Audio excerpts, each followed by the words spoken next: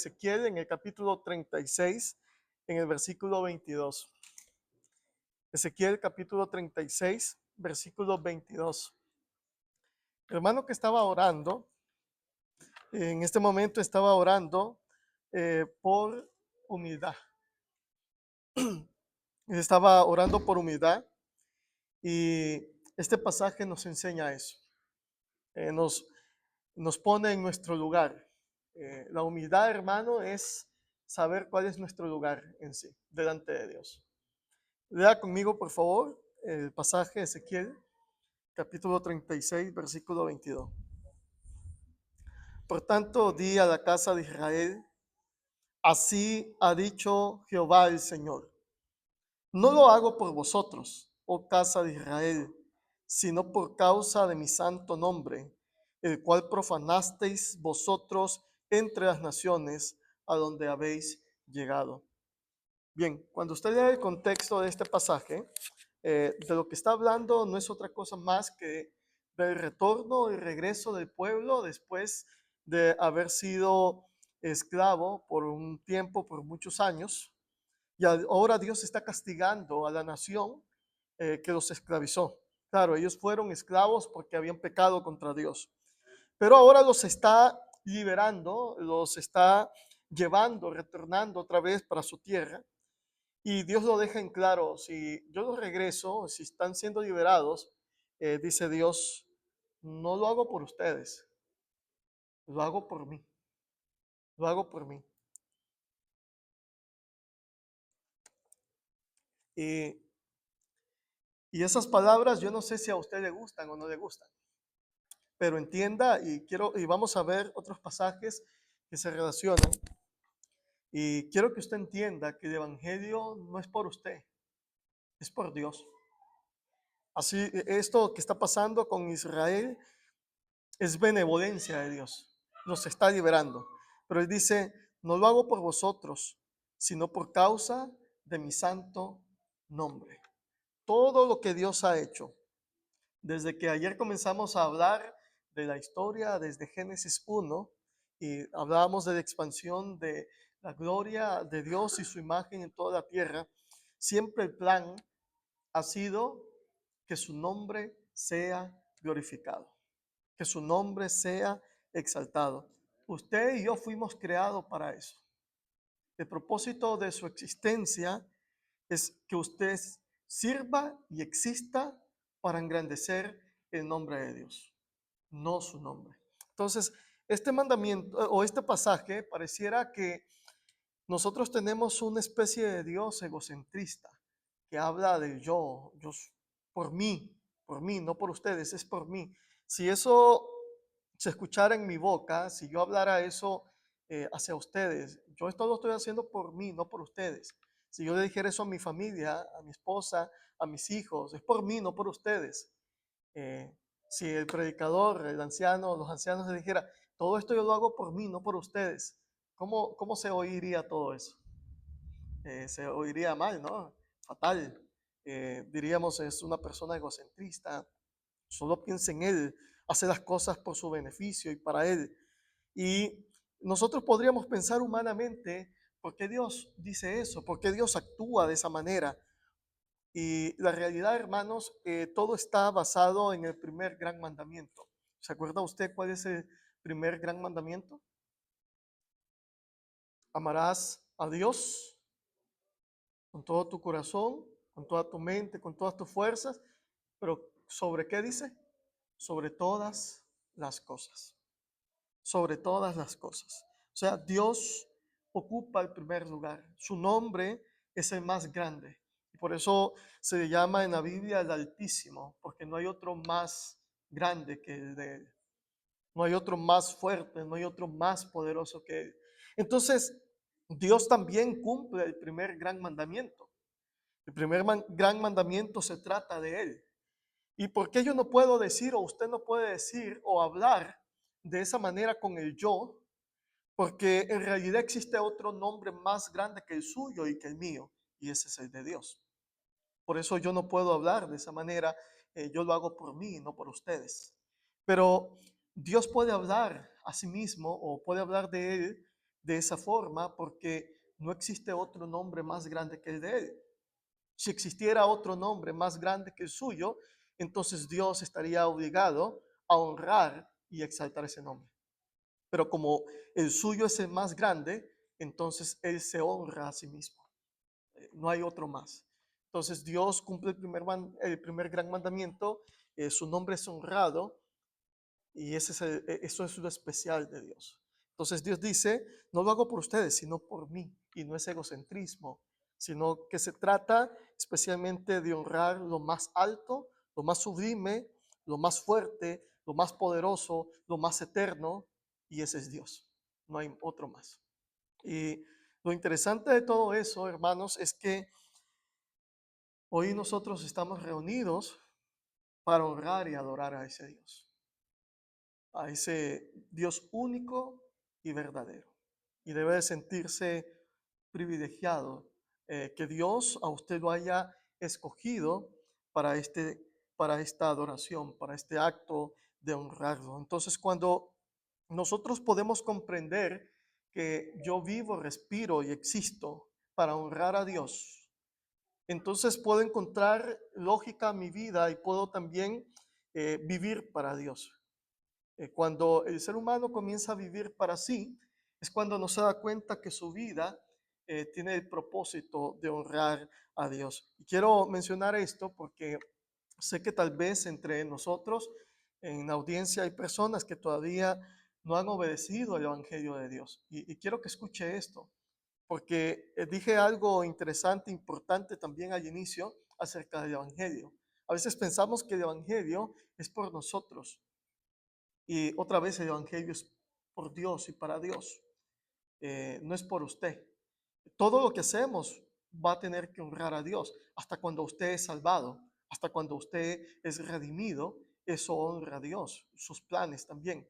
Entonces, cuando Jesús está en el huerto de Getsemaní y él está orando al Padre y está diciendo, si es posible, pasa de mí esta copa, pero no se haga mi voluntad, sino tu voluntad, podemos comprender que Jesús está cumpliendo la voluntad de Dios para otra vez para honrar el nombre de Dios, y el sacrificio de Jesús, aún el dolor en la cruz mismo, al final es para gloria de Dios, porque el enemigo, al pensar que está venciendo a Dios y está derrotando, está siendo derrotado con sus propias armas y bajo sus propias reglas, porque el que tenía el poder de la muerte, dice Hebreos capítulo 2, fue vencido y se le quitó el poder. Así que ahora podemos, a través de la cruz de Cristo, podemos de una manera gloriosa, maravillosa y contentos poder decir que la muerte ya no es un enemigo al que nosotros podemos temer, porque es un enemigo vencido por el brazo poderoso de Dios. Y otra vez la cruz de Cristo lo que hace no es otra cosa más que dar el lugar que corresponde a Dios, porque aquel que creía o se hacía pasar como el poderoso y el Dios de este siglo ha sido vencido y ha sido derrotado, y el nombre de Dios otra vez es exaltado y glorificado. Entonces el mensaje de la cruz, que es la salvación o es el poder de Dios para salvación suya y mía, en realidad lo que está haciendo es vencer y derrotar los planes de nuestro enemigo. Entonces, aún lo que es el Evangelio, va a darse cuenta usted que el tema central al final no se centra, no es el hombre, el centro del Evangelio. El mensaje del Evangelio no es el ser humano, el mensaje del Evangelio sigue siendo Dios, sigue siendo Jesús. Por esa razón, cuando podemos comprender el mensaje del Evangelio, y esto lo menciono tanto para los que ya hemos obedecido como para los que todavía no han obedecido, entonces los que hemos obedecido podemos entender que el Evangelio no se trata solamente de haber sido bautizado y terminó mi tarea.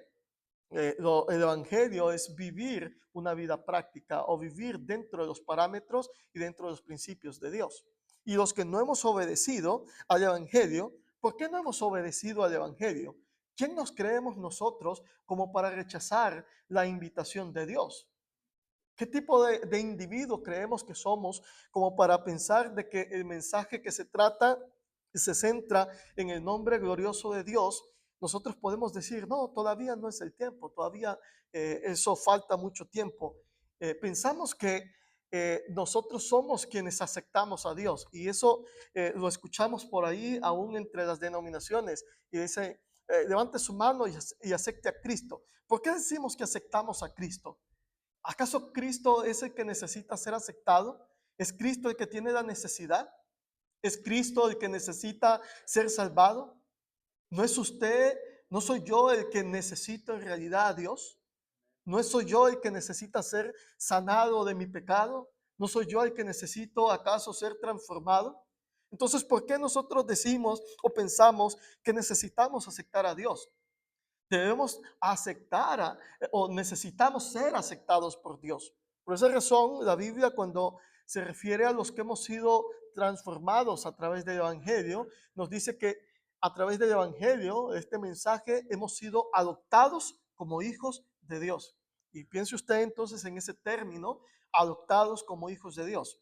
No sé si usted o hay alguien entre nosotros que ha adoptado a alguien. Pero no es el niño el que escoge a los padres. Es el padre que va y mira al niño y mira su necesidad y mira la tristeza y mira el abandono. Y es el que lo acepta en su casa, en su hogar. No es así. No es el niño el que está, el huérfano, el que está dándose el lujo en decir, no, esta familia no me gusta, voy a esperar otro. Cuando venga otra, mejor todavía. Es la familia, son los padres los que lo ven, lo toman, lo adoptan, lo acogen y lo hacen uno más de su familia. Entonces, a veces el hombre, en su arrogancia, piensa de que es Dios quien tiene la necesidad de ser aceptado en su vida. Y en verdad no entiende de que es usted el que en verdad necesita de Dios. Y por esa razón encontramos allá términos que utilizará el escritor de Apocalipsis cuando escribe a una de las iglesias y le dice, tú eres desventurado, eres ciego, pobre. Entonces, y le dice que si vuelve a Dios, entonces ahora podrá ver, va a ser rico, porque es en Dios donde encontramos riqueza espiritual para nuestras almas. Entonces, el mensaje del Evangelio, la salvación del hombre, no se trata especialmente de del ser humano. El mensaje del Evangelio no se centra, el centro no es el hombre, el centro sigue siendo Cristo Jesús. Y el centro y el propósito es la glorificación del nombre de Dios. Así que cuando usted piense en Dios y en sus mandamientos y en lo que Dios espera de usted, no piense que usted está diciendo o está haciendo algo, Señor, esto yo lo hago por usted. Sí, lo hace por Él, pero lo hace para gloria de Él, no para beneficio suyo, porque esperamos a veces, como mencionamos hace un par de horas atrás, a veces pensamos que al hacer lo bueno, entonces vamos a recibir un beneficio. Esperamos un beneficio. Si soy buena gente, si soy obediente, soy un buen cristiano, Dios tiene que bendecirme, Dios tiene que prosperarme. Entonces estamos pensando en la obediencia por la razón equivocada, por un beneficio. Y tenemos que pensar en la obediencia porque no nos toca otra razón y no tenemos otra forma de existir y vivir más que para eso. Usted fue creado y está viviendo para eso. Entonces, si su vida usted la está dedicando a otro tipo de tareas, otro tipo de cosas, en realidad está malgastando su existencia y su vida con Dios. Fíjese usted, vaya conmigo por favor a la primera carta a los Corintios en el capítulo 1.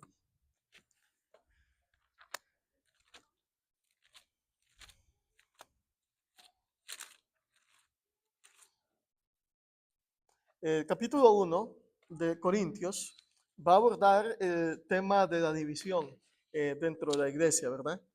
Eh, Y maravillosamente esta iglesia tiene 27 años y no ha sufrido división, está íntegra delante de la presencia de Dios. Pero la mayoría de los problemas y la mayoría, por no decir el pecado mismo o la raíz de la mayoría de los pecados, se centra en el orgullo del ser humano. La división de esta iglesia en Corinto era por el orgullo en realidad. estaban dando culto a las personas antes que a Dios, pero ellos estaban también inmersos en el intelectualismo y quién hablaba mejor y quién era más elocuente. Había mucho orgullo a lo que Dios llamará sabiduría humana. Así que cuando comienza a hablar acerca del Evangelio, mire lo que dice acá el versículo 18, 1:18, porque la palabra de la cruz es locura a los que se pierden, pero a los que se salvan, esto es a nosotros, es poder de Dios. Pues escrito está, destruiré la sabiduría de los sabios y desecharé el entendimiento de los entendidos. ¿Dónde está el sabio? ¿Dónde está el escriba? ¿Dónde está el disputador del siglo, de este siglo? ¿No ha enloquecido Dios la sabiduría de este mundo? Ok, entonces, para el tiempo de estos hermanos de esta iglesia, igual el Evangelio es locura, es un mensaje irracional y ridículo. Y creo que no ha cambiado tanto para nuestro tiempo porque mucha gente cree que obedecer el Evangelio es una ridiculez. Y por esa razón, a los que todavía ya tienen años o tienen tiempo de estar dentro o acompañarnos en adoración, la pregunta que tendríamos que hacernos es, ¿por qué no has obedecido el Evangelio? ¿Qué piensas acerca del Evangelio? ¿Es locura para ti el Evangelio? ¿O en realidad es poder de Dios para salvación de tu alma? ¿Por qué era locura para ellos? Bien, simplemente no podían aceptar los griegos que uno que se decía ser Dios haya muerto en una cruz. Eso era imposible para ellos. Eso es irracional, que haya muerto como cualquier criminal. Y lo mismo para los judíos. Pero dentro de todo eso, el mensaje de la cruz, ¿saben cuál es el verdadero mensaje de la cruz? ¿Sabe usted de qué se trata el mensaje del Evangelio que salva a las personas? Usted no puede ser salvo y en verdad usted no puede haber entendido o creído en el Evangelio si usted no se da cuenta de la miseria en la que usted está viviendo. Y el mensaje del Evangelio lo que está predicando es que usted está viviendo en una terrible miseria espiritual, de la que usted necesita ser salvado y de la que usted necesita ser rescatado. Cuando el hombre, por su orgullo, cree que está viviendo bien y que no necesita de Dios, no se da cuenta que es un ciego y es un desventurado.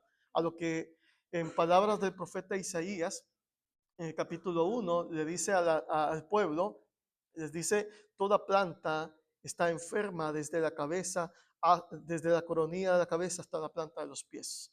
Y solamente tienen podridas llagas que necesitan ser sanadas. Pero el pueblo no veía eso, no entendía eso. Entonces, eh, en nuestro tiempo, en nuestro contexto, quizás te sientes bien, estás bien de salud, no tienes problemas, no tienes aflicciones, no hay dificultades para ti, pero quieras o no, por muy buena persona que seas, si no has obedecido todavía el Evangelio del Señor, eres una persona desventurada. Eres una persona que necesita ser salvada. Y eres una persona que, quieras o no, si ya tienes uso de razón, el pecado ha contaminado tu corazón. Y entonces eso provoca muerte espiritual. Por lo cual, si el mensaje de la cruz de Cristo, lo que revela es la triste realidad del ser humano. Eres un pecador que está rumbo a la condenación y necesita ser salvado por la sangre redentora de Cristo. Si no aceptas, no entiendes que eres desventurado, entonces no puedes obedecer el Evangelio. No puedes creer que Cristo murió por tus pecados, porque todavía crees que tus pecados no son lo suficientemente malos como para condenarte.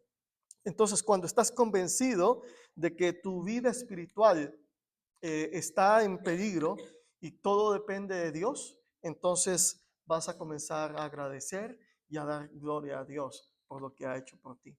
Todo aquel cristiano, todo aquel que ha obedecido el Evangelio, debe de vivir una vida completamente en agradecimiento de lo que Dios ha hecho por usted y por mí. ¿Cuál es el problema? Creo que lo mencioné en el último retiro, la normalización. ¿Se acuerdan de eso? Cuando normalizamos las cosas. Y les decía, ¿cómo se sintió la vez o la ocasión en la que usted fue bautizado?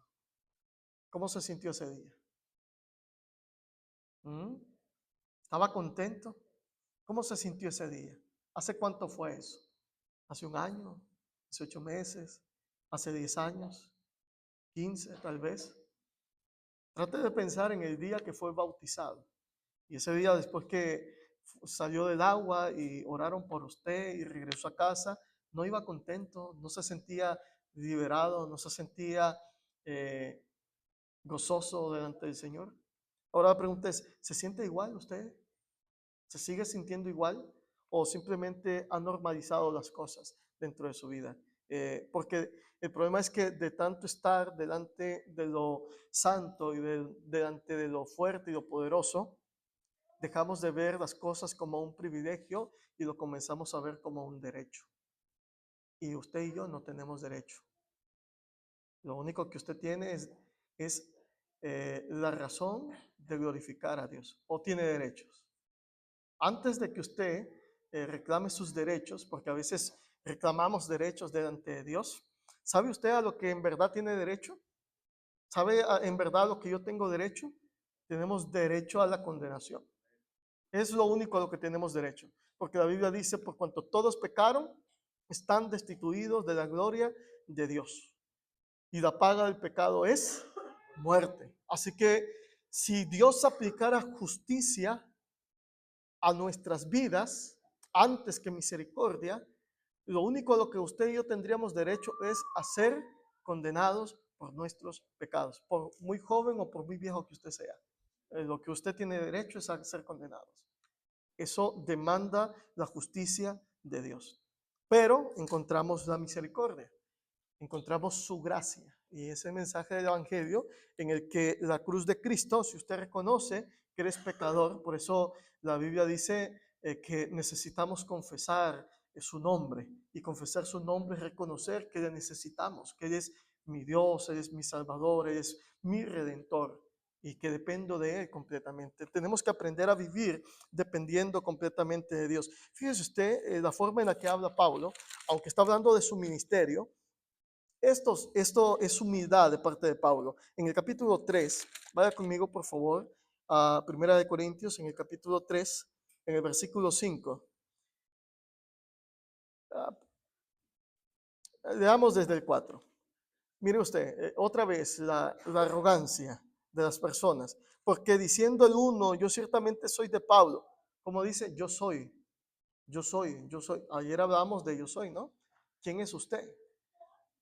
Entonces algunos decían, yo soy de Pablo, yo soy de Apolo, ¿no soy carnales? Y el versículo 5, maravilloso la forma en la que se expresa Pablo. ¿Qué pues es Pablo? ¿Y qué es Apolos? Él no dice quién es Pablo o quién es Apolo. ¿Qué? No dice quién, qué. ¿Qué cosa es Pablo? Ni siquiera se limita a decir delante de Dios quién es Pablo. ¿Qué cosa es Pablo? Está hablando, se trata a sí mismo como una cosa y dice, ¿qué cosa es Pablo? ¿Qué cosa es Apolo? ¿Qué dice? Servidores, servidores. Porque Pablo no está tratando de tener un grupo que lo apoye y lo adore y le rinda culto al nombre de Pablo. Por eso en el capítulo 1, Pablo les dice, ¿fueron ustedes acaso bautizados en el nombre mío? ¿No fueron bautizados en el nombre de Cristo? Y cuando dice bautizados en el nombre de Cristo, fíjese usted, es ser bautizado en la autoridad de Cristo. Y cuando usted acepta la autoridad de Cristo, Cristo es su Señor.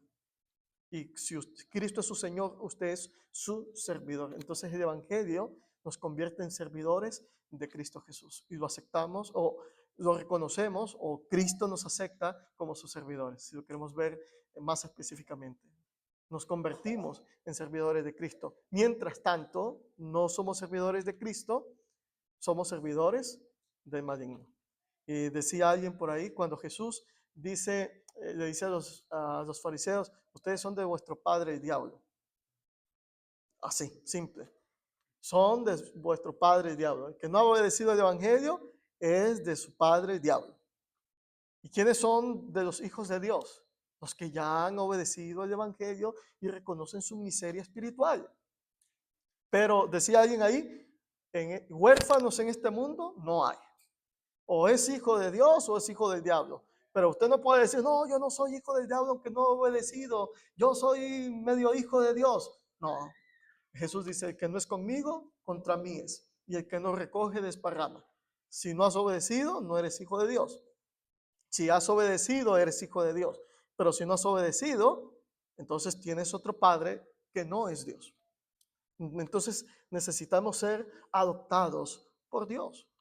Y Dios, la maravillosa noticia, y por eso el Evangelio es buena noticia, la maravillosa noticia, hermanos, ¿sabes cuál es? Dios está adoptando hasta el día de hoy. ¿Cuántos quisieran ser adoptados por Dios el día de hoy? ¿Sabe usted cómo los niños cuando llega alguien a adoptarlos al orfanato, se ponen bonitos y ríen y sonríen y tratan de que haya gracia en ellos, aunque no las haya? Y gracia en nosotros, hermanos, en nosotros no hay nada bonito. Todo está feo por el pecado. Pero Dios en Cristo Jesús lo hace una persona bella y preciosa espiritualmente. Así que de eso se trata especialmente el Evangelio y todo el plan de salvación de Dios. Obedecer a Dios otra vez es para su gloria y su honra. ¿Qué les parece entonces la forma en la que Dios nos ve y nos trata? Aunque pareciera que es egocentrista, en verdad nos ama y por amor a su nombre nos ama también a nosotros, su creación. Así que debemos de sentirnos dichosos y sentirnos contentos de poder tener el mensaje de la cruz delante de nosotros para poder ser adoptados como hijos de Dios. Entonces, si en esta tarde hay alguien que quisiera obedecer el Evangelio de Dios, ¿qué lo puede hacer? ¿Qué tal si nos ponemos de pie y cantamos una alabanza? Cantamos un canto y luego del canto nos podemos sentar, pero si hay alguien que quiere obedecer, se puede quedar de pie mientras los demás se sientan en señal de obediencia y puede pasar al frente. Pongámonos de pie. Hay un canto, el canto 36. El canto se llama Pecador, ven al dulce Jesús. ¿Se lo saben? ¿Lo saben?